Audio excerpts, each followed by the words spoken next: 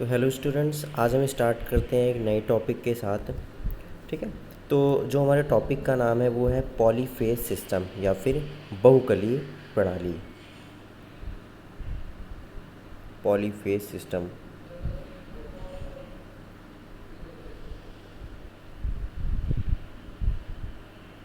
ठीक है। अब पॉलीफेज सिस्टम क्या होता है, तो सबसे पहले तो हम इसका इंट्रोडक्शन जानेंगे कि आखिरकार ये पॉलीफेज होता क्या है। ठीक है। तो हमको क्या पता है कि लाइन जो होती है हमारी, हमने सुना है कि सिंगल फेस लाइन भी होती है, थ्री फेस भी लाइन होती है। तो इसी की चीज़ में इसी के बारे में हमको पढ़ना है इस यूनिट पे, पॉलीफेज सिस्टम पे।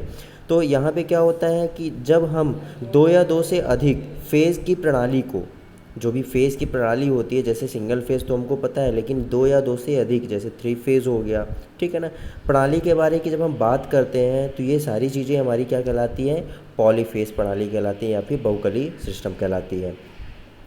अब पहली चीज़ तो हमको ये पता होना चाहिए कि पॉलीफेज़ से हमको बेनिफिट क्या क्या होता है, क्यों क्यों हम पॉलीफेज़ सिस्टम का यूज़ करते हैं। ठीक है ना।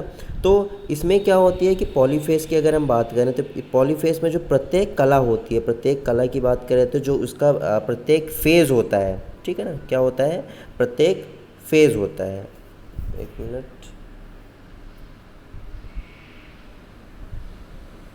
तो पॉलीफेज़ में जो आपका प्रत्येक क्या होता है, फेज़ होता है, उसमें वोल्टेज और जो उसकी आवृत्ति होती है वो क्या होती है, समान होती है। मतलब यहाँ पे हम बात करें तो वोल्टेज जो भी होगा, ठीक है ना, और आवृत्ति आवृत्ति क्या हो जाती है, फ्रिक्वेंसी, हर्ट्ज, ये क्या होती है, हमारी समान होती है। ठीक है ना। और जब जैसे सिंगल फेज़ है हमारा, उसमें भी समान रहेगी, लेकिन जब हम पॉली फेज़ भी कर देंगे तो उसके तीनों फेज़ में क्या मिलेगा, हमको वोल्टेज और फ्रिक्वेंसी समान मिलेगी। ये नहीं है कि तीन फेज़ है हमारा आर वाई भी, उसमें से कोई से एक फेज़ में वोल्टेज ज़्यादा होगी, फ्रिक्वेंसी कम होगी, तो ऐसा कुछ भी नहीं है। तीनों में क्या होगी, वोल्टेज भी समान होगी और फ्रिक्वेंसी भी समान होगी।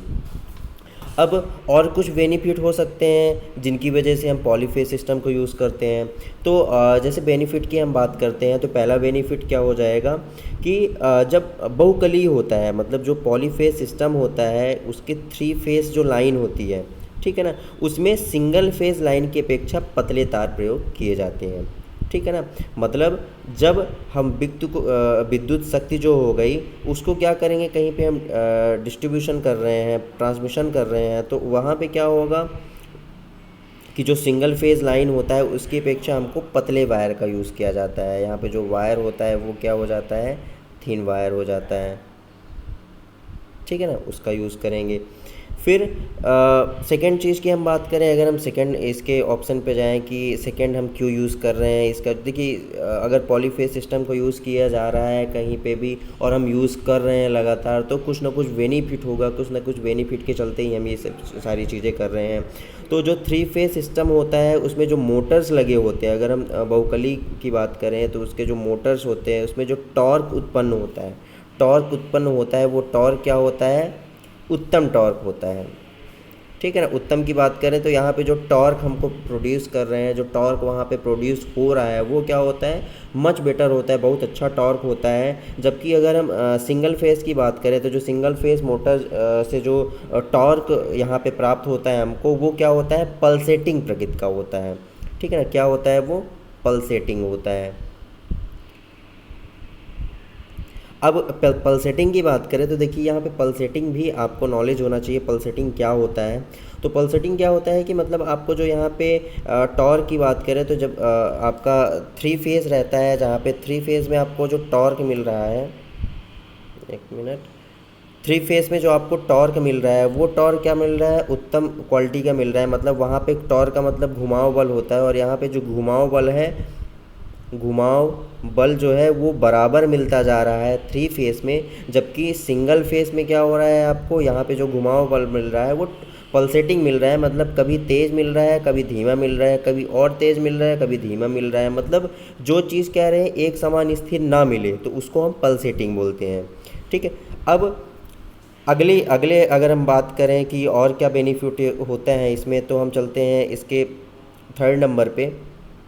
चूँकि अगर आप पॉलीफेज सिस्टम के बारे में समझ जाएंगे कि पॉलीफेज सिस्टम हम एसी में क्यों यूज़ करते हैं और क्या फ़ायदे होते हैं, तो आप पूरा पॉलीफेज सिस्टम ही एक तरह से पढ़ चुके हैं। तो जो हमारे जो एकल मोटर्स होते हैं, मतलब सिंगल फेस जो मोटर होते हैं, उसमें उसकी अपेक्षा, सिंगल फेस मोटर की अपेक्षा जो 3 फेस मोटर होते हैं, मतलब 3 कली जो मोटर होते हैं, उसमें क्या होता है, अधिक अश्वशक्ति मतलब अधिक हॉर्स पावर में बनाई जा सकती है। मतलब जो सिंगल फेस मोटर होता है, इसका हॉर्स पावर क्या होता है, चूँकि जो मोटर होता है उसको हम हॉर्स पावर के हिसाब से ही देखते हैं, अश्वशक्ति के हिसाब से देखते हैं। तो सिंगल फेस जो मोटर होते हैं उसकी अगर हॉर्स पावर की बात करें तो कम हॉर्स पावर का बनाया गया, लेकिन वहीं पे अगर 3 फेस मोटर होगा हमारा तो उसका हॉर्स पावर क्या होगा, ज़्यादा होगा। देखिए, ये सारी चीज़ों के बारे में नॉलेज हमें है कि 3 फेस मोटर का हॉर्स पावर ज़्यादा होता है, सिंगल फेस का कम होता है, लेकिन चूँकि हम यहाँ पर यूनिट में पढ़ रहे हैं इसलिए हमको क्या करना है, ये सारी चीज़ें पढ़ते रहना है। ठीक है।